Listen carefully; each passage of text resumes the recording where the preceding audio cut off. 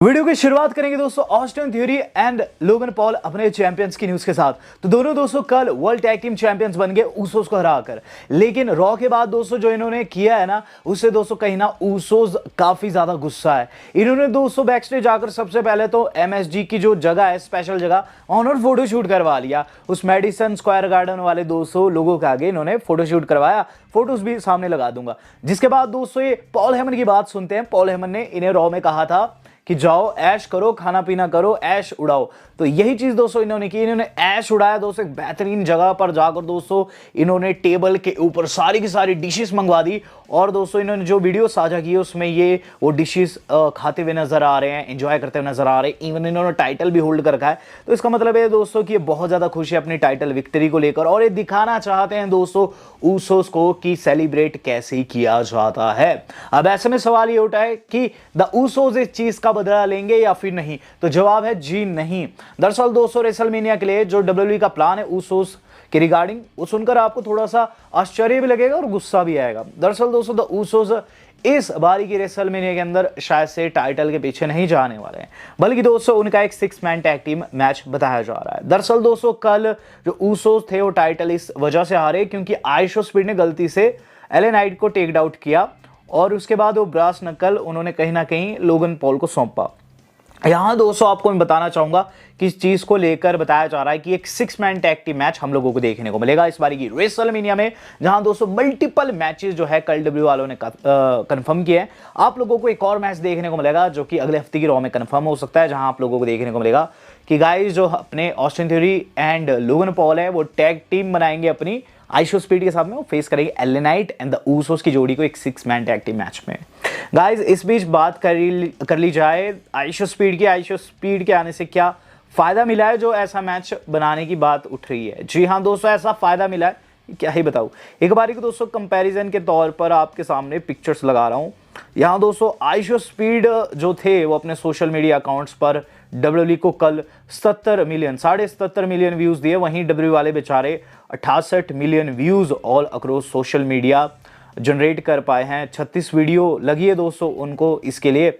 ISEER speed ने सिर्फ 8 videos में उनसे ज़्यादा व्यूज़ जनरेट। तो आइशो स्पीड दोस्तों वर्ल्ड वाइड जाने जाते हैं और वर्ल्ड वाइड उनकी मशहूरता है, और इसीलिए दोस्तों उन्हें यहाँ मैच दिया जा रहा है। हालांकि दोस्तों एक तरीके का कर्स ही है क्योंकि वो नहीं चाहते थे इस मैच का पार्ट होना, लेकिन अब होना पड़ेगा। एंड आई बिलीव कि एले नाइट उनकी बहुत गंदी तोड़ेंगे। एले नाइट ने टीज भी किया है और उन्होंने दोस्तों एक फ़ोटो लगाई है जिसके अंदर वो ये लिखते हुए आए हैं कि कोई भी गलती सलती वो नहीं सुनने वाले, वो अब बदला लेने वाले इस चीज़ का आइशो स्पीड से।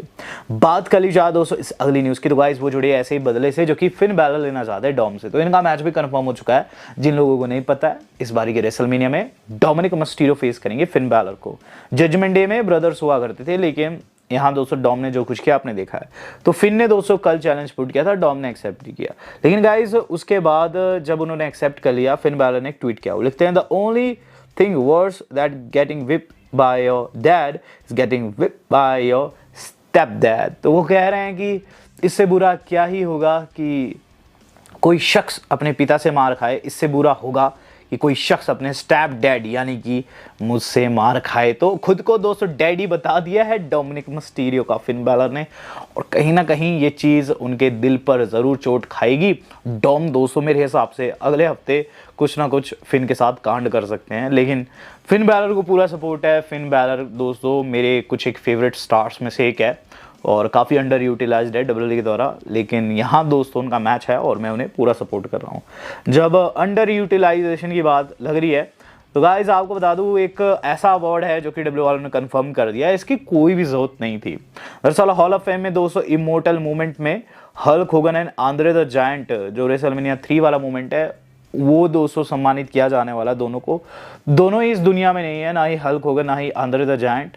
और दूसरी बात, ये जो मूवमेंट है आंद्रे का, होगन का माफ कीजिएगा, ये काफ़ी मशहूर मूवमेंट है। मैंने देखा है पास में से कई बारी अवार्ड दिया गया है और एक और बारी से अवार्ड दिया जा रहा है। ट्रिपल एच को चाहिए आंद्रे होगन को छोड़कर वो चाइना को हॉल ऑफ फेम दे, और ये मेरी गुजारिश है ट्रिपल एच से कि ऐसा वो अगर कर पाते हैं तो काफ़ी अच्छी चीज़ है।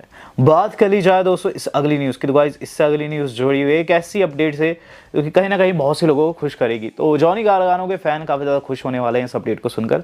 जॉनी गारगानो का जो श्राप था, जॉनी गारगानो बेसिकली डिप्रेस थे, तो एक तरीके का श्राप ही था उन पर, लेकिन डैन ह्यूसन जो कि एक्चुअल में श्राप देते हैं, उन्होंने श्राप उनका वापस ले लिया था। आपको याद होगा जो कैंडीज है उनसे $20 ले लेते हैं और श्राप जो उनके ऊपर डिप्रेशन है वो ले लेते हैं वो। तो वाकई में वर्क किया है और आज जॉनी गारगानो को NXT में देखा गया है गाइस।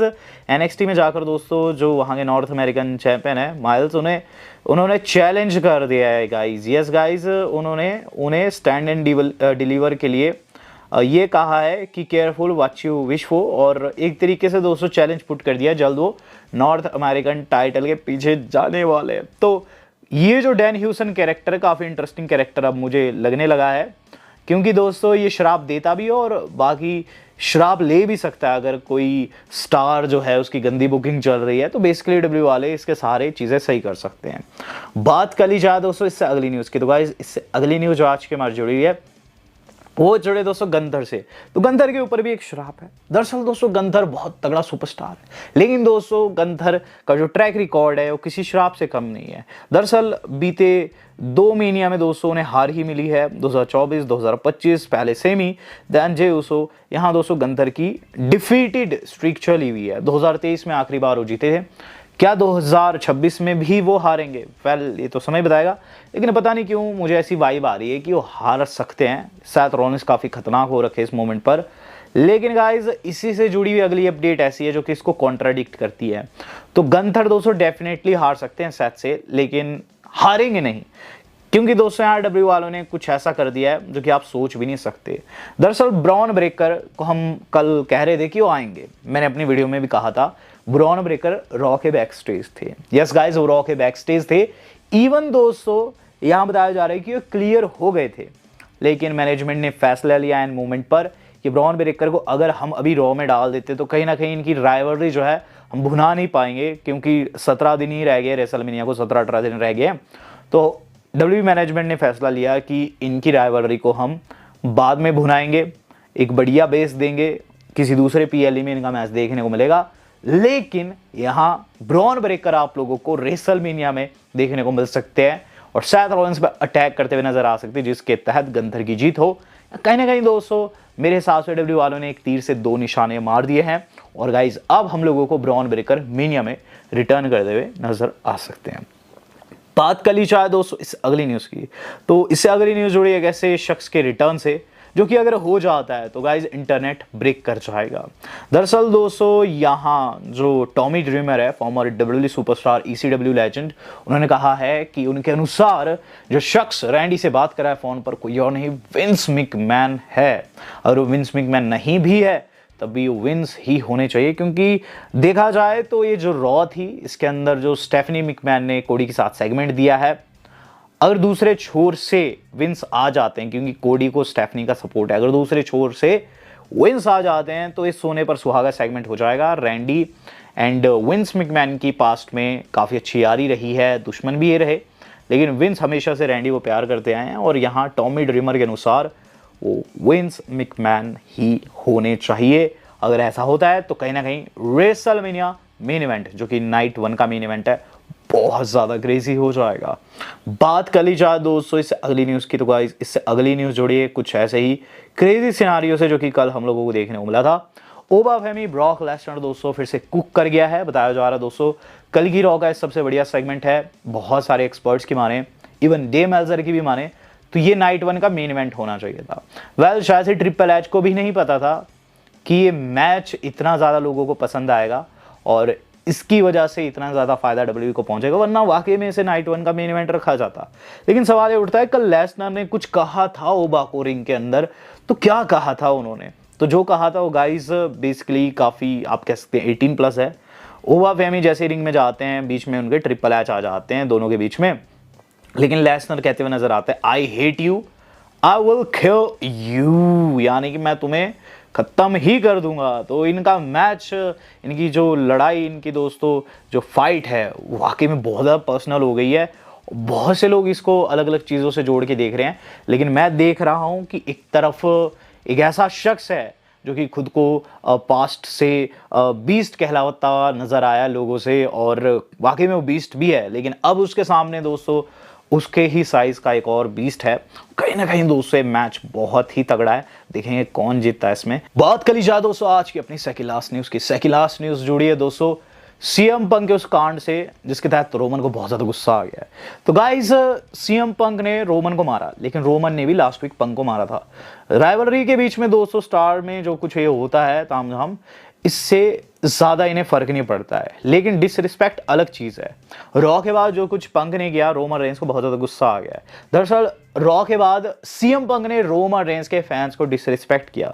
सीएम पंक दोस्तों आपने देखा रॉ के बाद बैरिकेड के ऊपर खड़े हो जाते हैं, जहां दोस्तों पीछे से एक फैन कहता है यू सक। वो रोमन रेंस का फैन था, लेकिन दोस्तों सीएम पंक को ये चीज बिल्कुल भी पसंद नहीं आई और उन्होंने दोस्तों जो कुछ किया, मैं वीडियो लगा दूंगा दोस्तों। बेसिकली पहले तो इसने मॉक किया और उसके बाद दोस्तों आप देख सकते हैं ये क्या दिखा रहे हैं कि तुम जैसे फैंस को तो हम आप समझ रहे हैं। यहाँ दोस्तों सीएम पंक ने बहुत घटिया हरकत की। जब रोमन रेंस के सामने वीडियो आई तो पूरी वीडियो को देखा और उसके बाद रिएक्ट करते हुए लिखा दिस इज द चैंपियन, आगे question mark, in Madison Square garden question mark, your tribal chief will and this embarrassment eight WrestleMania. तो OTC 1 बेसिकली क्या कह रहे हैं कि एक चैंपियन ऐसा नहीं होता है, इवन कोई शख्स चैंपियनशिप जीत भी जाए तब भी उसे अपने ओपोनेंट के फैंस के साथ इस तरीके से पेश नहीं आना चाहिए। ये एक एम्बैरेसमेंट है, ये चैंपियन नहीं है और इस एम्बैरेसमेंट को रेसलमेनिया में खत्म करेंगे। लेकिन क्या वाकई में रोमन रेंस ऐसा करने वाले हैं? जवाब है जी हां। दरअसल दोस्तों रोमन रेंस की विक्ट्री, रोमन रेंस का वर्ल्ड चैंपियन होना एक तरीके से लीक हो चुका है। तो किस तरीके से हुआ कि कल रॉ में आपने देखा कि डब्ल्यू वालों ने बता दिया है कि 18 जुलाई को होने वाला है सैटरडे नाइट मेन इवेंट। ये एक छोटा सा PLE होता है बेसिकली। इसके अंदर दोस्तों हमने कोडी को ज्यादातर देखा है और गाइज आपको बताना चाहूंगा ये 18 जुलाई को होगा, यानी कि रेसलमेनिया के बाद होगा।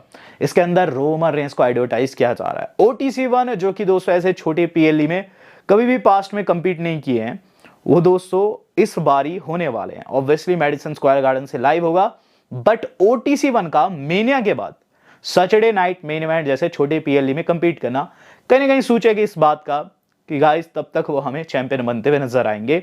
और गाइस एक तरीके से ये चीज WWE से लीक हो गई है।